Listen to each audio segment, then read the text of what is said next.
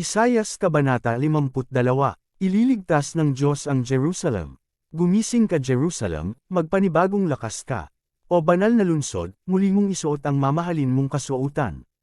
Sapagkat mula ngayon ay hindi na makakapasok dyan ang mga hindi kumikilala sa Diyos. Malaya ka na, Jerusalem. Tumindig ka mula sa kinauupo ang alabok, at umupo sa iyong trono. Kalagin mo ang taling nakagapos sa iyo. Ito ang sabi ni Yahweh sa kanyang bayan, ipinagbili kayo ng walang bayad, kaya ubusin din kayo ng walang bayad. Ganito ang sabi ng Panginoong Yahweh, sa simula, ang mga hinirang ko'y nanirahan sa Ehipto bilang mga dayuhan. Pagkatapos, inalipin kayo ng mga taga-Assyria na hindi man lamang binayaran. Ganyan din ang nangyari sa inyo nang kayo'y bihagan sa Babilonya. Banihag kayo at hindi binayaran. Nagmamayabang ang mga bumihag sa inyo. Walang humpay ang kanilang paglay sa aking pangalan. Kaya darating ang araw, malalaman ninyong ako ang Diyos na nagsalita sa inyo. O kay gandang pagmasdan sa mga kabundukan.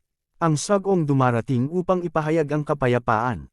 At nagdadala ng magandang balita. Ipahahayag niya ang tagumpay at sasabihin, Zion, ang Diyos mo ay naghahari. Narito, sisigaw ang nagbabantay. Dahil sa Golek, sama-sama silang aawit. Makikita nila si Yahweh na babalik sa Zion. Magsiyawit kayo, mga guhong pader nitong Jerusalem. Sapagkat inaliw ng Diyos ang hinirang niyang bayan. Iniligtas na niya itong Jerusalem. Sa lahat ng bansa, makikita ng mga nilalang. Ang kamay ni Yahweh na tanda ng kalakasan. At ang pagliligtas ng ating Diyos tiyak na mahahayag. Lisanin ninyo ang Babilonya, mga tagapagdala ng kasangkapan ng templo. Huwag kayong hihipaw ng anumang bagay na ipinagbabawal.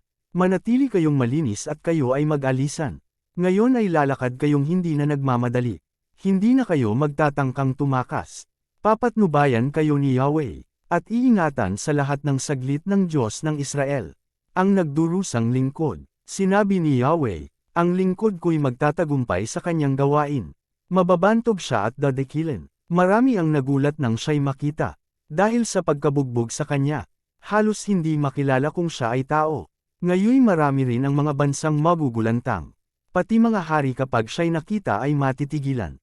Makikita nila ang hindi na balita kahit na kailan. At mauunawaan ang hindi pa narinig ni Newman.